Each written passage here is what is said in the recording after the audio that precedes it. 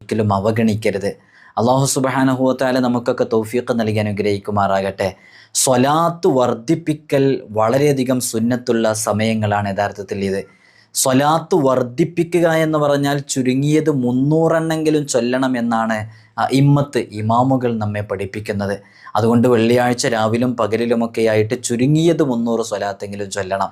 അത് ഏത് സ്വലാത്തും ചൊല്ലാം. ഇപ്പോൾ വളരെ എളുപ്പത്തിൽ ചൊല്ലാൻ പറ്റുന്ന സ്വലാത്ത് സ്വല്ലല്ലാഹു അലാ മുഹമ്മദ് സ്വല്ലല്ലാഹു അലൈഹി വസല്ലം, അല്ലാഹുമ്മ സ്വല്ലി അലൻ നൂരി വ അഹ്ലി, ഇങ്ങനെ തുടങ്ങിയിട്ടുള്ള സ്വലാത്തുകളൊക്കെയുണ്ട്. ഏത് നമുക്ക് ചൊല്ലാം.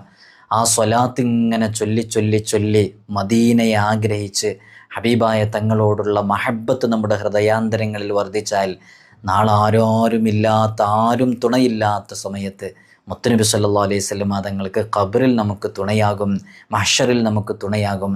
അള്ളാഹു ഇവിടുത്തെ ശഫാഅത്ത് ലഭിക്കുന്നവരുടെ കൂട്ടത്തിൽ നമ്മയൊക്കെ ഉൾപ്പെടുത്തി അനുഗ്രഹിക്കുമാറാകട്ടെ.